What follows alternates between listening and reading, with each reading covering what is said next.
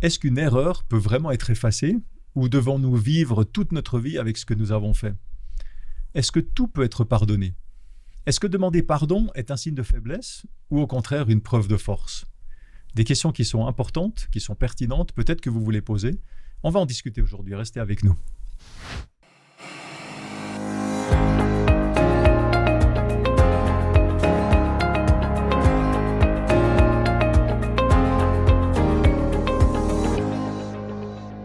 Je me réjouis de vous retrouver aujourd'hui, ça me fait plaisir d'être de nouveau avec vous, de vous revoir pour cette émission.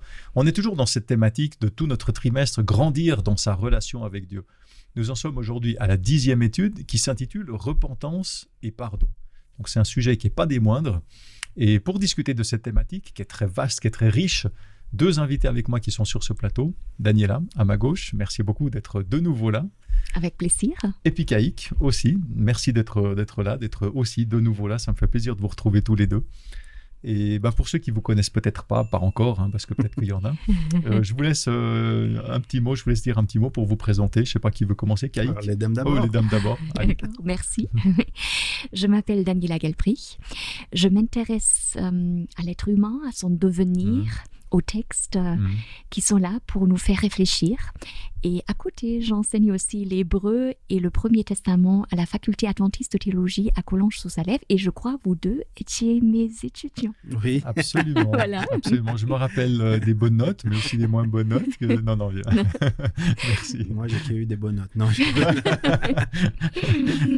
Caïk. Alors, je m'appelle Caïk Descarvalho. Je suis presque la trentaine déjà, voilà.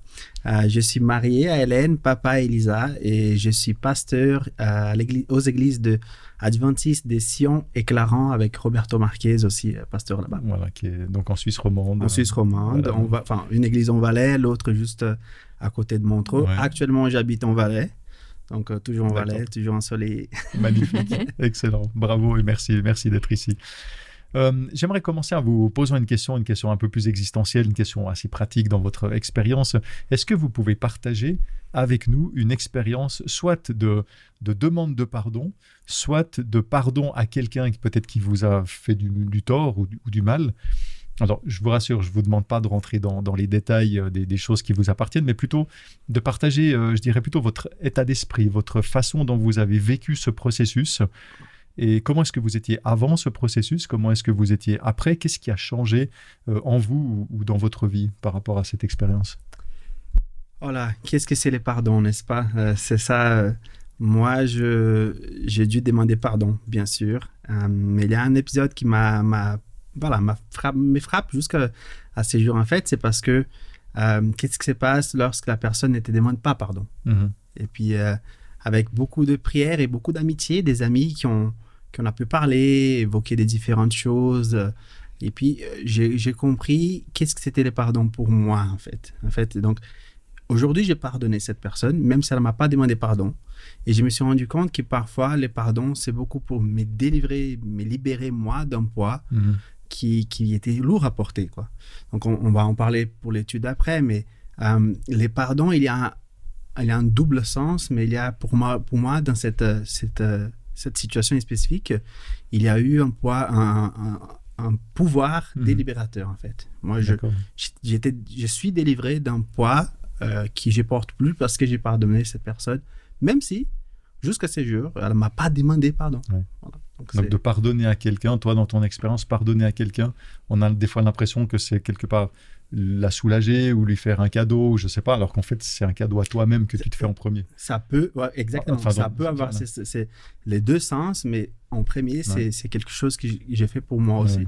Pour ma relation avec cette personne, mais pas que, parce que finalement, la réconciliation n'est pas la même chose que les pardons, mais pour ma relation avec Dieu. Donc, d'accord. Merci beaucoup. Oui, le pardon, c'est un sujet délicat. J'ai envie de dire, mais je me rappelle une situation où quelqu'un est venu me demander pardon et ça m'a vraiment touchée à l'époque.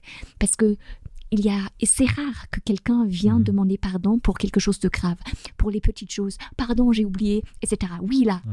Pour les petites choses, on demande pardon. Mais pour les choses graves, c'est rare que les gens viennent demander pardon. Et une fois, ça m'est arrivé, c'était une situation vraiment plaisante pour moi. Et cette personne, on a prise conscience, et après, elle est venue me demander pardon, et ça m'a touchée. Ça m'a touchée. Et ça a bouleversé notre amitié, je dirais. Ça a bouleversé, parce que sinon, cette amitié se serait arrêtée. Mais grâce à cet acte de pardon, elle a continué et elle s'est approfondie. Et une deuxième situation où j'ai dû demander pardon à quelqu'un, parce que c'était moi vraiment celle qui avait blessé, ça m'a aussi touchée parce que après c'était une joie.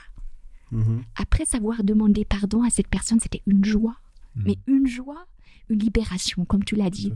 Donc même accorder le pardon, ça accorde une libération. Oui. Parce qu'on est libéré de ce fardeau, parce qu'on porte ce fardeau. Quand on blesse quelqu'un, il y a quelque chose en nous aussi qui est lourd. Mais vraiment, ces deux situations m'ont beaucoup touchée. Ok. Ben, merci beaucoup d'avoir partagé des expériences qui sont très personnelles. Je pense qu'il y en a beaucoup aussi qui écoutent et qui se retrouveront dans les exemples que vous avez donnés. On va ouvrir la parole de Dieu maintenant. J'aimerais vous inviter à prier avec moi. Notre Dieu, notre Père, on veut te rendre grâce, Seigneur, pour qui tu es, parce que tu es notre Créateur, parce que tu es notre Dieu, parce que tu es là, tu es avec nous, tu es à nos côtés, parce que tu es présent. Et nous voulons te demander de venir dans notre cœur, de nous inspirer, alors que nous allons ouvrir ta parole, que tu puisses nous faire comprendre ce que tu veux que nous comprenions, que tu puisses aussi nous faire comprendre la portée de ce qu'est le pardon, de ce qu'est la repentance, de l'importance que ça a pour nous, mais aussi pour toi. Et Seigneur, bien que ça puisse nous aider chacun dans notre vie personnelle. Nous te prions au nom de Jésus. Amen. Amen. Alors cette semaine, le verset central de notre étude se trouve dans 1 Jean, au chapitre 1, et puis le verset 9. Et puis je vais lire donc le verset 9 dans la version NBS, Nouvelle Bible Seconde. « Si nous reconnaissons nos péchés, il est juste et digne de confiance. Il nous pardonnera nos péchés et nous purifiera de toute injustice. » Voilà, un texte relativement court, on va dire, mais dans ce texte, je vois une certaine dynamique. Il y a une progression, il y a une relation de cause à effet, et puis il y a aussi un aspect relationnel, parce que, et j'ai presque envie de dire presque collaboratif, puisqu'il est alternativement question de nous et de Dieu. On voit cette alternance relationnelle. Alors, ma question, est-ce que vous pouvez expliquer comment ce verset, la dynamique qu'il a, ce qu'il veut dire, qu'est-ce qu'il veut dire, ou au contraire, qu'est-ce qu'il ne veut pas dire ? Oui, déjà, la lettre de Jean, elle est très belle, elle est très profonde. Donc, il faut la lire. D'une maturité spirituelle exemplaire. Exactement, ouais. Très existentielle d'ailleurs. C'est la vie, c'est la vie. En effet, c'est manifesté, etc. C'est la vie. Et pour moi, le pardon qui est mentionné dans les versets que tu viens de lire, tout d'abord, le pardon est rattaché à la justice, pas à l'amour. Oui. Pour moi, ça m'a toujours bouleversée. Donc, la justice, c'est très intéressant parce que il est juste et c'est pourquoi il pardonne. Oui. Et voilà, pour moi, la justice, ou pour les textes du Premier Testament, je parle peut-être aussi pour le Nouveau Testament, mais c'est pas mon domaine. Hein. mais dans le Premier Testament, la justice, c'est aussi assumer sa responsabilité dans une relation donnée. D'accord. Donc Dieu assume sa responsabilité en tant que rédempteur, si vous voulez. C'est pardonné parce qu'il est juste. Et pour moi, le texte dit également, c'est dans la vie concrète, dans ce monde absurde, on a besoin d'être pardonné. On a besoin de pardonner et on a besoin d'être pardonné. C'est réciproque.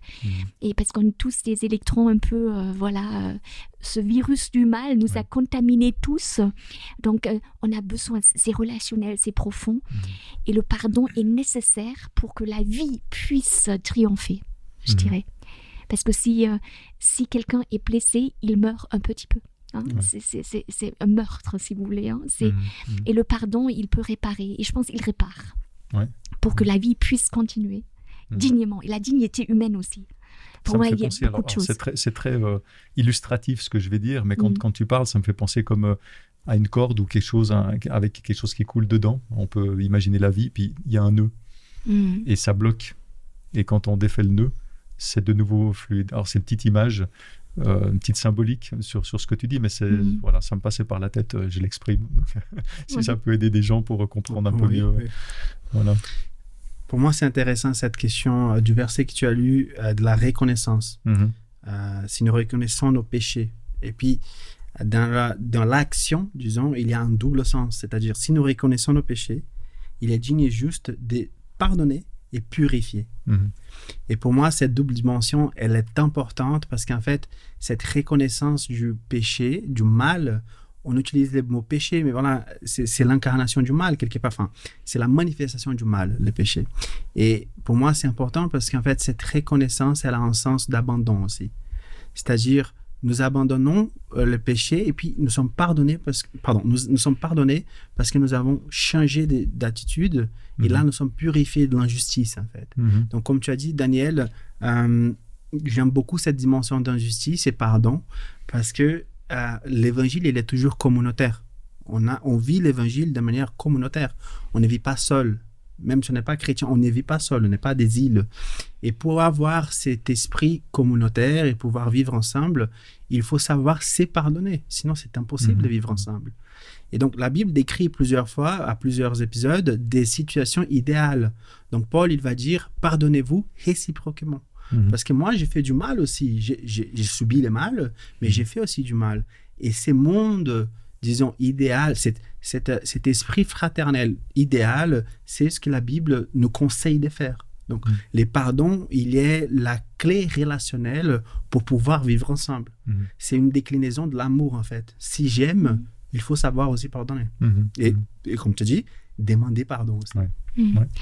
Oui, mais c'est très très complexe dans la réalité. Dans la réalité, parce absolument. que c'est pour ça que je dis le monde idéal. Oui, tout à fait. C'est très très complexe parce que quelquefois les gens ne se rendent même pas compte qu'ils plaisent. Donc c'est une complexité qui est encore aggravée par le narcissisme qui est moderne aujourd'hui. Donc c'est vraiment très très complexe. Mais comme tu dis, le pardon, c'est aussi accordé, ou il est accordé lorsqu'on assume sa responsabilité dans quelque chose. Et pour moi, c'est une étape clé. J'assume la responsabilité de mes actes qui détruisent la vie. Même à petit feu. Parce que le mal, il détruit la vie, il détruit l'être humain. Donc, pour préserver la vie, pour faire triompher la vie, c'est vraiment une prise de conscience pour moi aussi. C'est-à-dire, j'assume ma responsabilité, mais je sais que mes actes n'ont pas le dernier mot sur mon avenir, sur mon présent. Je peux changer. Pour moi, il y a de l'espérance dans ce texte.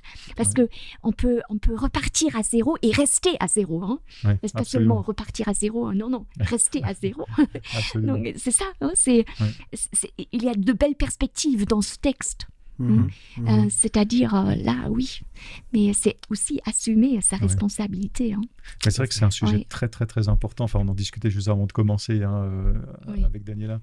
On en discutait, on disait que dans la société, il y avait tellement de situations, tellement de choses où les gens ils vivent des vies tristes simplement parce qu'il y a des blocages relationnels dus à cause de ça, à cause du non-pardon ou d'une non-repentance. Et tu prends l'exemple aussi, tu as cité relationnellement parlant, c'est important, dans les amitiés, ça casse. Exactement. Moi, je prends simplement dans un couple, est-ce qu'on peut s'imaginer un couple où il n'y a pas du pardon ? Il ne va pas très loin, le couple. Donc, alors, c'est tout un petit exemple parce que c'est peut-être encore plus flagrant. Une amitié, on se voit peut-être un peu moins souvent, c'est moins rapproché, c'est moins intime, c'est moins présent, si on veut. La relation est peut-être un peu moins forte que dans un couple, mais clairement, si on prend un couple où la relation est assez forte, il n'y a pas de pardon, il n'y a plus de couple. Il n'y a pas de couple. Voilà. Donc, on se rend bien compte de l'importance de ce pardon. Après, d'arriver à pardonner et d'arriver à faire ce pas, on en a aussi parlé. C'est une deuxième étape qui est très très importante et je pense qu'on va essayer de voir si on peut trouver quelques pistes. Et voilà. Et peut-être juste encore une réflexion là-dessus, parce que c'est l'être humain. Je crois on a besoin de l'autre. On est des êtres relationnels par nature. On a besoin de l'autre, mais l'autre pose aussi problème. Et ça, c'est le dilemme, le paradoxe devant lequel nous nous trouvons. On a besoin de l'autre, mais l'autre me pose problème. C'est l'enfer, c'est l'autre. C'est Jean-Paul Sartre, n'est-ce pas ? Et il a raison. Et tout au long du Premier Testament, j'y reviens, c'est toujours le frère qui pose problème, la sœur qui pose problème, les frictions, les fractures, la fragmentation. Et comment jeter un pont au-dessus de ce fossé qui est profond. L'enfer, c'est les autres, mais sans les autres, ce serait encore un peu plus l'enfer. Hein. Je pense que ce serait pire encore. Mais bon, voilà, Caïk, je ne sais pas si tu voulais... Non. Okay. Alors, on avance. On parle de pardon, on parle de repentance. On a tous connu des situations où on a fait du tort à autrui, hein, où on s'est peut-être excusé ou pas, hein, ça dépend des situations. Ou au contraire, des situations où quelqu'un nous a fait du tort et puis on a pardonné ou peut-être on n'a pas pardonné. Donc, c'est un sujet, on a un petit peu évoqué, mais c'est un sujet qui est à la fois simple, dans le sens qu'on comprend tous de quoi il s'agit, parce qu'on est tous baignés jusqu'au cou là-dedans. Mais c'est aussi un sujet qui est complexe, dans le sens que des processus de repentance et de pardon sont souvent très, très compliqués. Et ils ont un impact très sérieux aussi dans notre vie, hein, sur notre santé émotionnelle, sur notre santé mentale et même sur notre santé physique, hein, si on raisonne de manière holistique, de manière globale.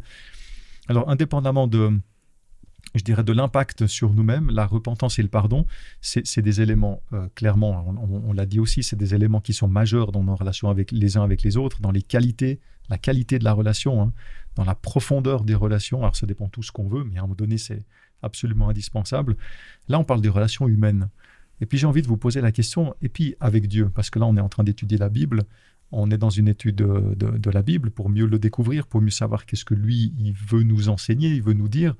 Quel est l'impact ou l'enjeu de ma repentance et du pardon de Dieu à mon égard? Comment est-ce que ce processus de repentance et de pardon, parce que finalement, c'est un parallèle, hein. Je pense que nous, on peut mieux pardonner quand on a compris comment Dieu il nous pardonne. Alors, comment est-ce que ce processus de repentance et de pardon entre Dieu et nous individuellement, est-ce qu'il peut nous aider dans notre processus de pardon envers les autres? Regarde, moi j'aimerais faire une distinction qui n'est pas toujours évidente dans les milieux chrétiens. Tout d'abord, ça répond en partie à ta question, mais c'est parce qu'en fait, la Bible nous dit que nous devons pardonner parce que Dieu nous a pardonné. Et parfois, on va prendre cette phrase au sens strict. Mais quelque part, là où nous avons les principes du pardon, quelque part, de dire, si nous qui sommes rebelles, seulement méchants, nous avons reçu le pardon de Dieu, alors pourquoi ne pas prolonger ces pardons aux autres aussi? Mais les pardons entre moi et toi, entre les relations humaines, et les pardons entre moi et Dieu, ce n'est pas la même chose. Dieu, il me pardonne parce qu'il m'offre sa grâce. Moi, je ne mérite pas son pardon, je ne pourrais jamais la mériter. Donc, quelque part, c'est un pardon gratuit, lequel je ne mérite pas, et que je suis toujours en recherche de faire mon mieux pour. Tandis que quand on parle des êtres humains, c'est vraiment une casse des relations qui peut être pas réparée quelque part. Donc, on ne peut pas pardonner de la même manière que Dieu. Et ça, c'est important de dire. Et j'aimerais, même si ça fait un peu ta question pour nos auditeurs, de faire la distinction dans nos relations humaines, la distinction entre les pardons et la réconciliation. Parce que parfois, on sent qu'on est poussé à pardonner et être réconcilié avec la personne. Les pardons, ça dépend de nous. Je pense que nous avons discuté, c'est clair. On peut pardonner par nous-mêmes, mais la réconciliation, ça dépend de l'autre. Oui. Et donc, parfois, ces poids de « je dois pardonner, mais je dois quand même être réconcilié à la personne » m'empêche de pardonner. Parce que j'intègre la réconciliation, tandis que ce n'est pas forcément possible. C'est toujours l'idéal, on doit toujours rechercher, mais ce n'est pas toujours possible. Tandis que quand on parle avec Dieu, cette action de repentance, c'est l'abandon de ce qui m'a fait, quelque part, blesser à Dieu, ou blesser, quelque part, la volonté de Dieu. Et ça, c'est important parce qu'en fait, pour arriver à cette repentance-là, on n'est même pas capable de faire seul, je pense. On peut regretter. Vous voyez, donc, là, j'ai blessé à Dieu, donc je regrette parce que je ne vais pas au ciel. Ou parce que c'est ci, ou parce que c'est là. Mais est-ce que on a sur les bons points de vue, la repentance en tant que moi, j'ai blessé ma relation avec Dieu. Moi, j'ai fait quelque chose qui m'a éloigné de ce Dieu-là. Et ça me perturbe parce que je ne veux pas que ma relation avec Dieu soit brisée. Vous voyez, la dynamique, elle est différente parce qu'en fait, Dieu, il n'a rien fait pour mériter cet acte qui blesse la relation. Donc, quand je demande les pardons, il faut avoir en conscience que j'ai blessé ma relation avec Dieu. Et lui, il est, comme on a lu le texte juste avant, il est capable, il dit, bon, bon pour pardonner et purifier. Donc, la repentance n'est pas la même chose que les regrets. Ça aussi, c'est important à dire parce que la repentance, c'est cette prise de conscience qui, moi, j'ai blessé une relation qui est très importante, qui est essentielle, en fait. C'est ma relation avec Dieu. D'accord. C'est important de faire ça, la distinction entre les différents termes que tu as mentionnés et les étapes. Je pense que tout à fait. Le pardon est indépendant de la réconciiliation et le pardon, je pense, est nécessaire pour une réconciliation. Exactement. Mais pour moi, dans l'épisode que je vous ai raconté au début, ça m'a aidé un peu à pardonner. Oui. Parce qu'il faut être honnête, malheureusement, on ne peut pas être réconcilié avec tout le monde pour toutes les situations. Tu as évoqué la question du couple. Si je demande pardon à chaque fois, mais que je ne change pas de comportement, ça ne sert pas à grand-chose. Donc, malheureusement, on va faire face à des situations que la réconciliation n'est plus possible, même si parfois on veut bien être réconcilié. Mais ce n'est pas possible. Oui. Pour moi, cette question du pardon de la part de Dieu est ancrée dans sa manière d'être. C'est-à-dire, il renverse toutes nos idées par rapport au pouvoir. Parce que c'est vrai, dans notre monde, le pouvoir, c'est abuser de son pouvoir, c'est s'accrocher au pouvoir, c'est faire ce qu'on veut, la loi du plus fort. Mais il renverse tout cela, parce qu'il va se révéler dans sa vulnérabilité. Et il y a beaucoup de textes qui en parlent. Et je prends le prophète Ésaïe, qui a 4 poèmes qui parlent du serviteur de Yahvé. Et dans ces 4 poèmes, là aussi, on exprime l'inexprimable, c'est une subversion de tout ce qu'on sait dans ce monde, parce que ces textes vont dire, mais il y a ce Dieu qui est tué par l'humanité, qui est déformé par l'humanité, mais qui lui pardonne. Et il pardonne même sans que l'humanité lui demande d'être pardonné. Donc il y a quelque chose de subversif là-dedans, c'est-à-dire le vrai pouvoir, ou la vraie grandeur, c'est vraiment donner sa vie pour autrui, mais en toute liberté. C'est pas en étant esclave, mais en étant libre, et de pardonner. Et pour moi, ça m'a toujours parlé, ce Dieu qui est cloué à la croix, dans le Nouveau Testament, cloué à la croix. Ceux qui le tuent ne savent pas ce qu'ils font, et il est prêt à pardonner. Peut-être que la réconciliation n'aura jamais lieu, parce que, voilà, le choix. Exactement, le choix. Mais la réconciliation peut avoir lieu grâce à ce pardon. Et pour moi, c'est une prise de conscience de la part de l'être humain par rapport à cette grandeur, à cette vulnérabilité de Dieu. Donc, c'est un Dieu qui se montre nu et qui court le risque d'être trahi, blessé, etc. Il le fait pour montrer qu'il est digne de confiance et qu'il veut vraiment pardonner. C'est son désir de pardonner et de restaurer, parce que le pardon, il va de pair avec la restauration de l'être humain, de la dignité humaine, etc. Le mal nous s'entame. Et pour moi, il y a quelque chose à creuser, c'est-à-dire cet élan de pardonner, même si l'autre ne demande pas pardon. C'est la liberté de pouvoir. Pour moi, pouvoir pardonner, c'est la liberté. C'est vrai que dans ce que tu dis, quand on considère, quand on regarde ce que Dieu il a fait, ce que Jésus il a fait, que même, comme tu dis, il intercède, il est même mis à mort et il intercède pour les gens qui le mettent à mort. Et quand il dit « pardonne-leur car ils ne savent pas ce qu'ils font », il intercède même pour eux. Quand on regarde ça avec des yeux humains, on va se dire « ah bah c'est un Dieu qui est faible, ça. C'est un Dieu qui s'écrase, c'est un Dieu qui… » Alors qu'au contraire, c'est ça qui fait que c'est le Dieu le plus grand qui soit. C'est quelque chose juste d'incroyable. Tout à l'heure, tu disais, oui, par exemple, si on demande pardon puis qu'on recommence toujours, à quoi il sert le pardon ? Moi, j'ai envie de dire, mais c'est exactement ce qu'on fait avec Dieu. Et c'est ça qui fait qu'il est grand. C'est parce que lui, il ne cesse pas de pardonner. Et il va jusqu'au bout, enfin, c'est juste incroyable. Il y en a qu'un qui peut faire ça, et c'est le plus grand. Exactement. C'est le plus, parce que c'est le plus fort, parce que c'est pas possible autrement. C'est pas possible. Donc là, on voit que Dieu, il est au-dessus de tout ça. Il est tellement grand qu'il est au-dessus de tout ça. Alors, si on peut, avec cette étude, s'imprégner un petit peu de ça et de voir, de comprendre un peu ce principe qu'il essaye qu'on puisse s'inspirer de ce principe-là pour nous dans nos relations, dans notre pardon qu'on peut donner ou non aux autres. Peut-être qu'il faut un peu de temps, peut-être qu'il faut, on a des contraintes, on a notre ego, on a notre orgueil, on a notre, Mais si on peut s'inspirer de certaines choses comme ça que Dieu nous montre par son esprit, parce que c'est lui qui peut faire ce travail en nous, je pense qu'on aura déjà gagné, que ça vaudra à quelque chose qu'on parle de ça aujourd'hui. Tu voulais dire Allez-y, toi d'abord. D'accord. Ça me fait réfléchir parce que finalement, je vois par exemple dans le prophète Jérémie, Premier Testament, je vois un Dieu qui pleure parce qu'il ne sait plus quoi faire avec l'être humain, avec son partenaire de l'alliance. C'est toujours un partenariat, l'alliance. Donc, il ne sait plus quoi faire pour le récupérer. Donc, et là aussi, il y a quelque chose à creuser parce que la liberté est précieuse. Elle est clé. Sans liberté, il n'y a pas de vie, il n'y a pas de liberté, il n'y a pas d'amour, il n'y a plus rien. Et cette idée aussi de transporter dans ma vie, je ne peux pas forcer l'autre. Oui. Je ne peux pas forcer l'autre à être gentil. Je ne peux pas forcer l'autre. Je ne peux pas manipuler l'autre pour que. On le fait. On le fait. Mais cette idée, le libre arbitre de l'autre, la liberté de l'autre. Donc, dans ce monde-là, l'autre, finalement, il a la liberté de me blesser. Et je ne peux pas l'empêcher. Je peux mettre des limites saines, etc. On vient d'y réfléchir. Mais ce Dieu non plus. Il ne peut pas forcer l'autre à entrer en alliance avec lui, parce que cette alliance est salutaire pour l'humanité, parce qu'elle empêche la violence, etc. Vous voyez, il y a beaucoup en jeu. L'être humain en dehors de l'alliance, c'est la violence. C'est la violence, il y a beaucoup d'enjeux. Oui, absolument. Oui. Voilà, j'ai envie de rebondir sur beaucoup de choses. Il y a tellement de choses à dire. Moi aussi, j'ai des choses qui me trottent dans la tête.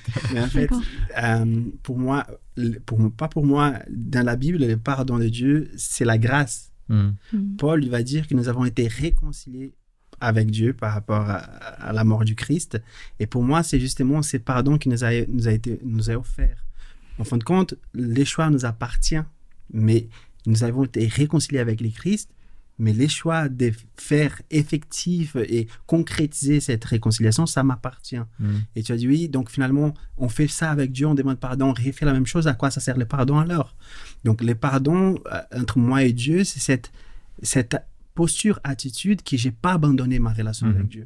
Même si je suis conscient que je ne serai jamais à l'auteur de ma relation avec lui, que je ne pourrai jamais être parfait en soi, je n'abandonne pas d'essayer de faire mon mieux. Quand je chute, je demande pardon parce que je veux conserver à tout prix cette relation.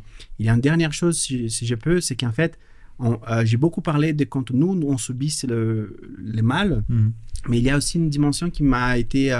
quelqu'un m'a dit, et puis ça m'a ouvert un peu les yeux, c'est qu'en fait, on fait tous des mal à quelqu'un d'autre aussi. On fait des autres personnes subir les mal. Il y a des choses que nous, on peut réparer. On peut travailler pour réconcilier. Il y a des choses qu'on ne peut pas. On ne peut pas. Si j'enlève la vie à un fils, je ne peux pas réparer les mal que j'ai fait à la maman ou au papa. Je ne peux pas réparer ces mal-là. Et donc là, quand Jésus revient, et lui, il vient pour réparer les maux que moi, je ne peux pas les faire. Que moi, je demandais pardon, je suis vraiment, j'ai repenti, je suis désolé, mais je ne peux pas réparer ces mal-là. Donc, c'est Dieu parfait de justice que lui, il peut réparer même les mal que moi, je ne peux pas faire. C'est très intéressant parce que dans le texte d'Ésaïe 53, qui parle de ce serviteur qui se donne librement et qui est tué et qui intercède pour ceux qui le tuent. En fait, le terme qui est utilisé pour ce sacrifice, c'est un sacrifice de réparation parce que qui peut réparer la mort de Dieu? Personne. Donc Dieu inclut déjà dans le don de son propre fils, je parle à la lumière du Nouveau Testament, la réparation. La réparation. Parce que aucun être humain peut réparer cette mort à la croix. C'est impossible. Tout à fait. Tout à l'heure, tu as dit on ne peut pas empêcher l'autre de nous faire du mal. Et ce que je trouve très intéressant, moi, ça m'a fait tilt quand tu as dit ça, parce que l'autre ne peut pas nous empêcher de lui pardonner. Oui, exactement. Et ça, alors ça paraît tout bête, tout simple quand on le dit comme ça, mais c'est justement en général quand on pardonne à quelqu'un alors que c'est complètement contre-intuitif, on va dire que la personne ne s'attend pas, peut-être que c'est la chose impardonnable, entre guillemets, enfin en tout cas d'un point de vue humain, que c'est là qu'en général ça transforme les gens, que les gens ils ne s'attendent pas et puis qu'ils voient qu'il y a quelque chose d'extraordinaire, que ce n'est pas humain ce qui se passe derrière, qu'on sent qu'il y a un esprit qui est différent. un esprit qui a l'habitude de pardonner, parce qu'il nous pardonne à tous. Et je pense que ça, c'est quelque chose vraiment, peut-être qu'on puisse retenir ça aussi, hein, c'est de se dire, on ne peut pas l'empêcher l'autre de nous faire du mal, mais l'autre ne peut pas nous empêcher de pardonner. Et ça nous appartient à nous de pardonner. Et ça ne dépend pas de l'autre. En général, on aime bien se cacher en disant, ouais, mais il ne m'a pas demandé pardon, c'est à lui à faire le premier pas. Enfin, on aime bien ce genre de choses. Mais c'est une façon de dire, j'ai pas envie de pardonner. Concrètement, c'est ça. Mais de se dire, peut-être, non, le pardon, ça m'appartient d'abord à moi. Et l'autre ne peut pas m'empêcher, il ne peut pas mettre de barrière. Si on se focalise justement sur le processus de pardon, de repentance et de pardon en particulier entre nous et Dieu, j'aimerais lire avec vous un texte que je trouve très très beau, qui se trouve dans Ésaïe 61 au verset 10. Et ce texte, je lis dans la version La Colombe, Ésaïe 61 verset 10 qui dit « Je me réjouirai pleinement en l'Éternel, mon âme sera ravie d'allégresse en mon Dieu, car il m'a revêtu des vêtements du salut, il m'a couvert du manteau de la justice, comme le fiancé s'orne d'une parure tel un sacrificateur, comme la fiancée se pare de ses atours. » Waouh, c'est un texte très exalté, hein, très beau. Voilà, absolument. Alors quand on lit ces paroles du prophète Ésaïe, ça paraît idyllique, hein, ça paraît merveilleux. On est on est au paradis, hein, quand on écoute ça. On aimerait tous se sentir aussi bien qu'Ésaïe. On sent qu'Ésaïe il est heureux là, on sent qu'il a le cœur léger. Mais pour arriver à ce résultat-là, pour arriver à cet état d'esprit, comment ça marche concrètement ? Quel est mon rôle et quel est le rôle de Dieu ? On sent que lui, il parle à Dieu. Hein, il est quel est mon rôle en tant qu'humain et quel est le rôle de Dieu ? J'ai envie de dire, on tourne quelques pages vers le début de la Bible pour lire Ésaïe ou l'Évangile selon Ésaïe, si vous voulez. Oui. Et c'est le chapitre 55 qui parle du salut. Et il dit quelque chose d'intéressant parce que il va dire... En fait, au verset 7, ou verset 6 déjà, donc recherchez l'Éternel pendant qu'il se laisse trouver, faites appel à lui tant qu'il est prêt, que les méchants abandonnent sa voie, je vais juste tourner, et l'homme injuste ses pensées, qu'il retourne à l'Éternel, il aura compassion de lui, la compassion est clé. On peut aussi avoir compassion de l'autre qui nous blesse, hein, parce qu'il ne va pas bien, hein. Il faut aussi dire, hein, quelqu'un qui est violent, il ne va pas bien. Qu'il retourne à l'Éternel, il aura compassion de lui. Qu'il retourne à notre Dieu, car il pardonne abondamment. Et après, donc les pensées de Dieu ne sont pas les nôtres, etc. Et le dernier verset, ça parle d'une libération. C'est-à-dire, il y a des êtres humains qui sortiront dans la joie et dans la paix. Et le verbe sortir, c'est l'Exode. Hein. Et c'est la parole de Dieu qui transforme, hein, qui est l'agent transformateur dans ce texte. Donc cette idée, une prise de conscience de la part de l'être humain, voilà, je retourne à l'Éternel, il pardonne, il a de la compassion, il lit mon histoire personnelle, et après il y a une libération, il y a un exode de l'esclavage, parce que le mal, il nous rend esclaves, et il nous prive de dignité humaine. Hein. Il faut aussi dire, quelqu'un qui me blesse, il est esclave de quelque chose, hein, etc. Donc, et là, après, il y a libération, et après, voilà, on peut sortir dans la joie et dans la paix, hein, et malgré tous les défis existentiels de la vie, hein, on reste pieds sur terre, hein. Parce que la vie n'est pas facile, hein. C'est pas une promenade dans le parc, la vie. Absolument. Oui. Encore une fois, j'ai envie de rebondir sur beaucoup de choses. Mais voilà, juste pour faire en quelques mots, j'aime bien l'expression revêtu de justice. Parce qu'en fait, ça me renvoie à ces faits, en fait, que moi, je ne suis pas juste. Je suis revêtu de justice, mais la justice de Dieu. Et tu as demandé comment on fait pour arriver à ça.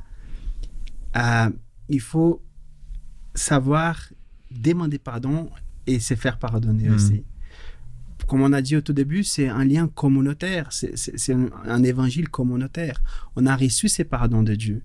On a envie de propager cet esprit de pardon autour de nous. Quand on arrive à ces jours glorieux où on sera revêtu de justice, pour moi, c'est parce qu'en fait, on a réussi, ou quelque part, on a cherché à faire deux choses. La première, c'est pardonner et se faire pardonner. Chercher, si possible, à réparer et réconcilier. Si j'arrive pas, ça appartient à Dieu. Et finalement, on parle beaucoup du pardon, mais qu'est-ce que c'est le pardon en vrai ? Est-ce que quand je pardonne et que je demande pardon, Est-ce que ça me blesse plus? Est-ce que ça me fait plus mal? Est-ce que... Pour moi, quand je regarde la Bible et je regarde nos relations humaines, ma relation avec Dieu, le pardon, c'est l'abandon de ce qui a été, du mal qui a été fait entre les mains du Seigneur.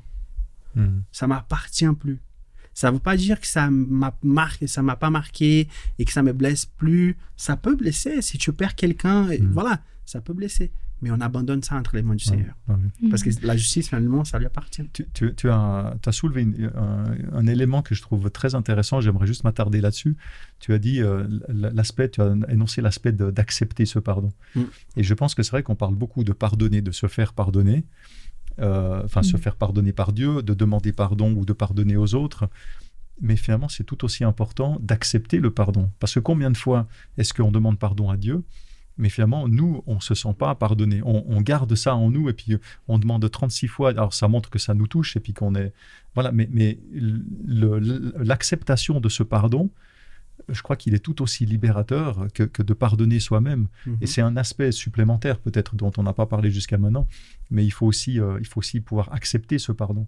Et des fois, nous-mêmes, on fait des choses peut-être même à autrui, quelque chose qu'on trouve entre guillemets impardonnable, et quand on reçoit, quand la personne, elle nous dit « je te pardonne », des fois, on a du mal à accepter ce pardon. C'est pas seulement vis-à-vis de Dieu, Tout à fait. mais je crois que c'est aussi un processus qu'on doit faire, de se dire « mais si la personne, elle pardonne…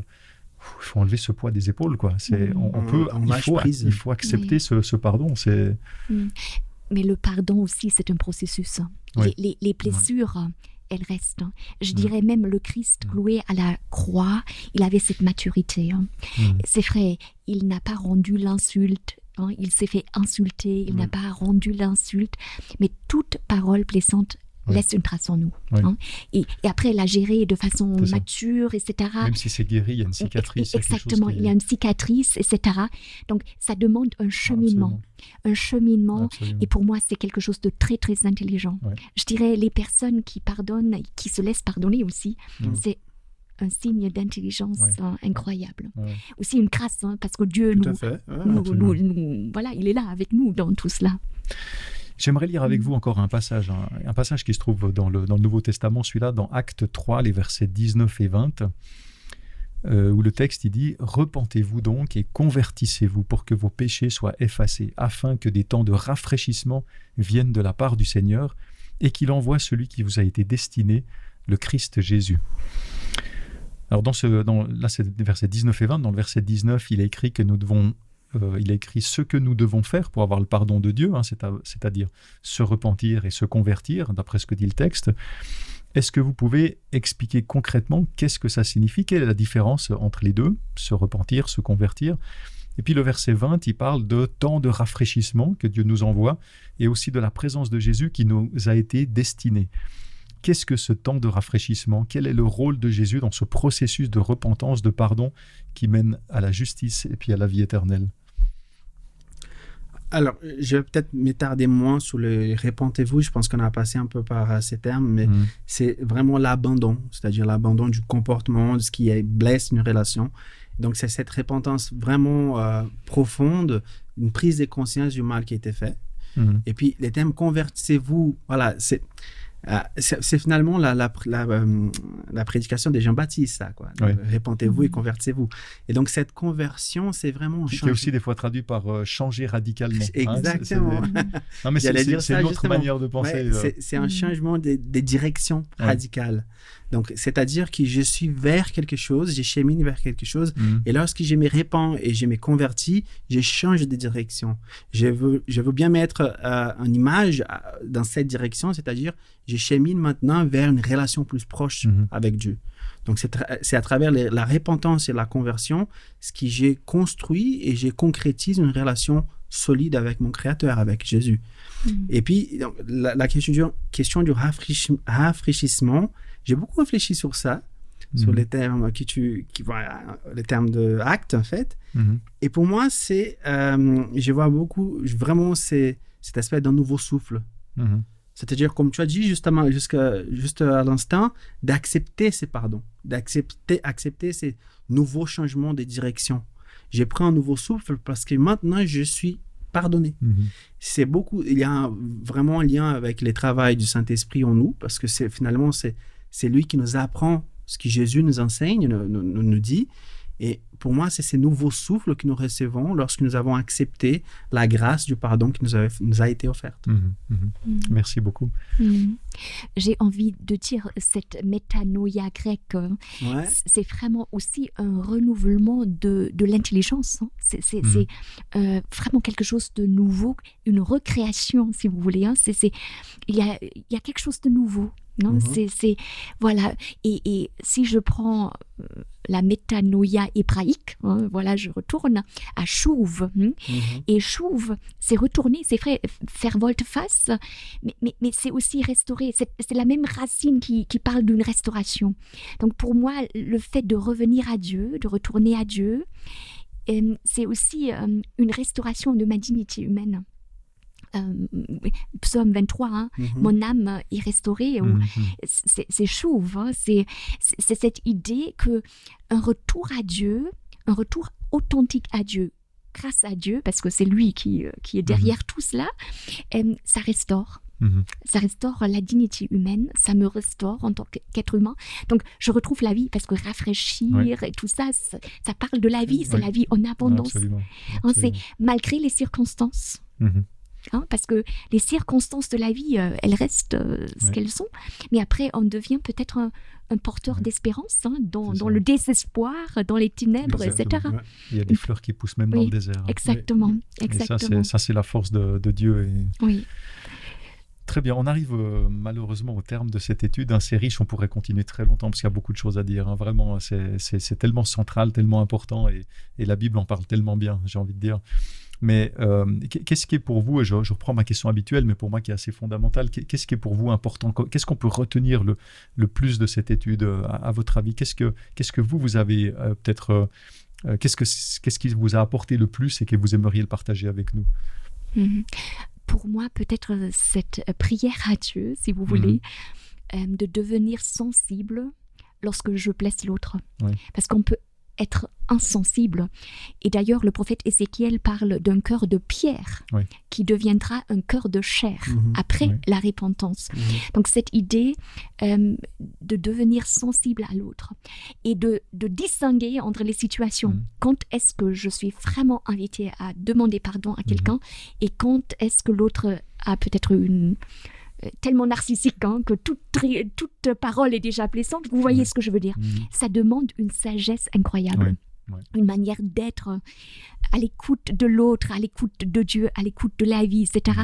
Donc pour moi, c'est un cheminement mais passionnant. Passionnant. Pas évident. Mais pas évident, exactement. Très bien, merci Daniela. Et toi, Kaïk? Alors, pour ne pas répéter plus du même que Daniela a dit, mais je m'aimerais peut-être...